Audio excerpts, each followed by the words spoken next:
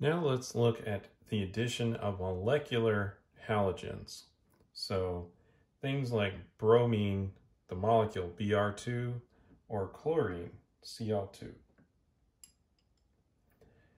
And previously we've talked about adding HBr or HCl to molecules, and they added in Markovnikov addition.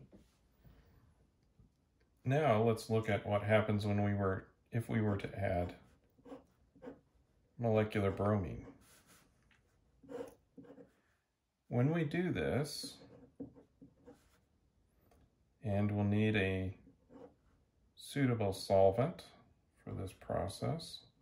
So we'll need something like carbon tetrachloride or dichloromethane or something that's not particularly coordinative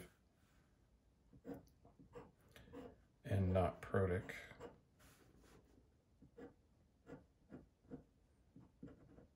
We'll get this.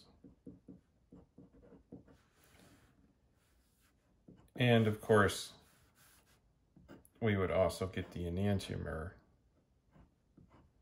of this.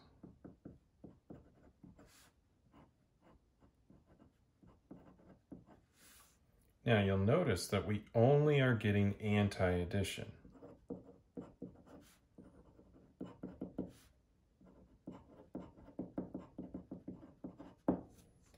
Now, you might be asking, why is that? Well, it has to do with the transition state and the fact that we are forming a three-membered ring in that transition.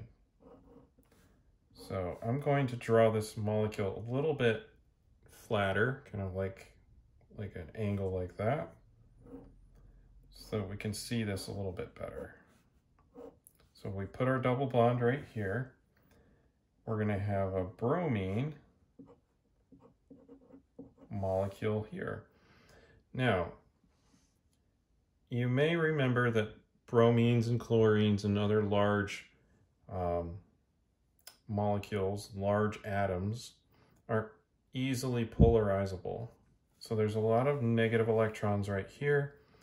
In that case, what will happen is that they will push the electrons that are on this bromine a little bit closer to the other one, and it will polarize this bond. So this bromine will start to become a little bit more positive, and that one will start to become a little bit more negative. And of course, we've got some electrons here, and we can have this, the electrons from that double bond start forming there, and the bromine send some electrons there. And at the same time, then we'll have the electrons leave and form a bromide or Br negative ion. So what we're left with is this transition state.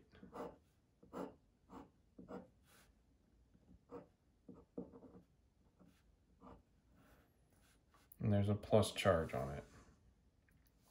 And then we also made some Br negative, which is a reasonably good nucleophile.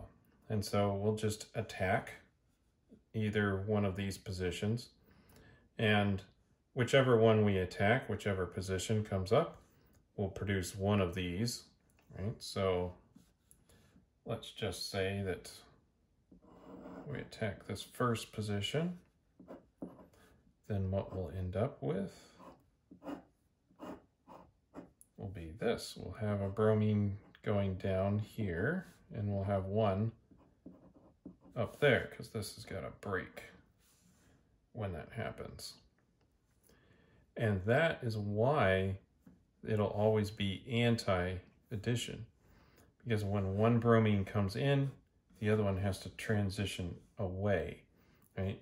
This one is not going to approach from that side because there's a bromine already blocking the carbon's access to it. So it'll always come in on the other side. Now, it happens that chlorine will also react in the anti-addition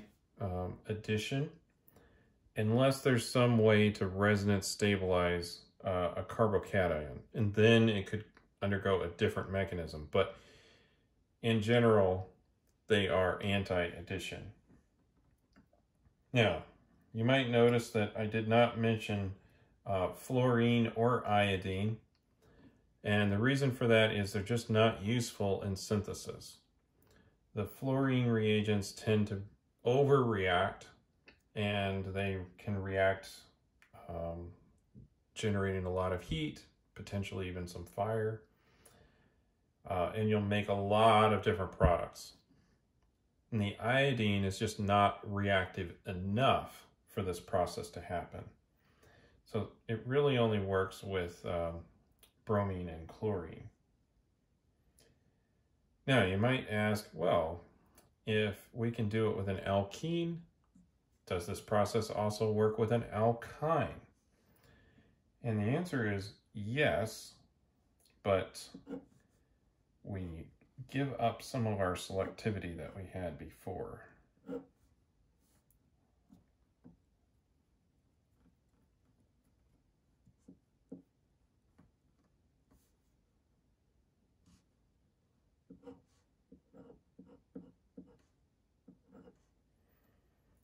So let's say we have 1 octene, and we're going to add 1 equivalent of bromine.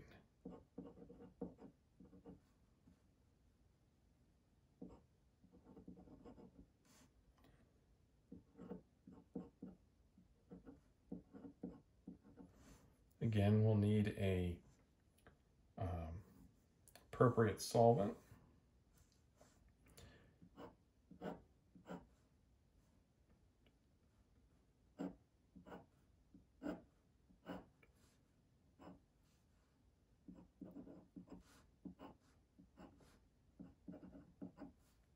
So we're going to get this one, and then we'll also get the other, the cis version.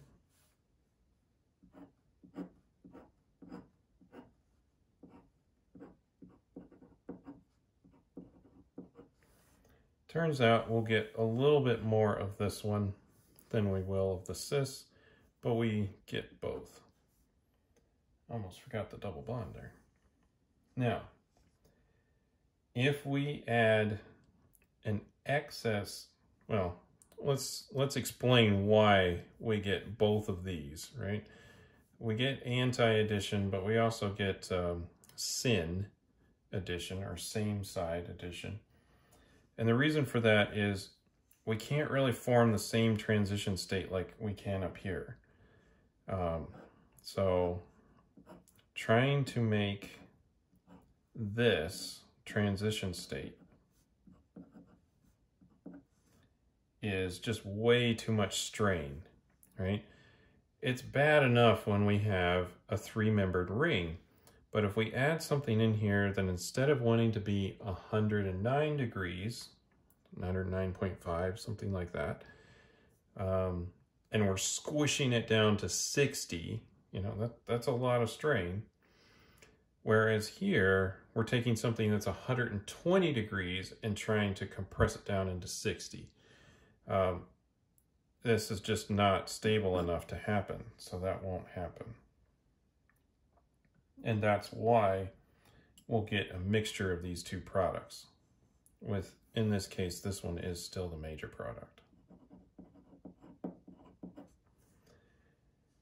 Now, if instead of just adding 1 equivalent, we add an excess amount of bromine,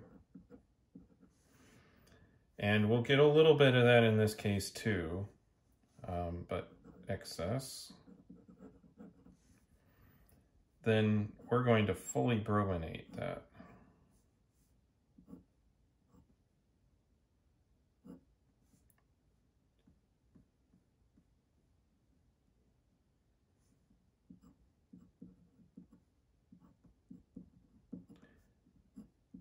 Get rid of both double bonds,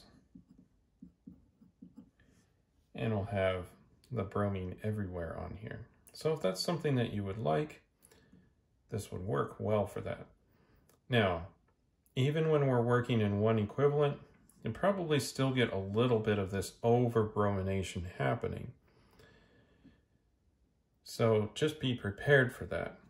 So we have a lot less control when we're working with the alkynes versus the alkenes. In the alkenes, we have anti-addition exclusively because this transition state allows for that.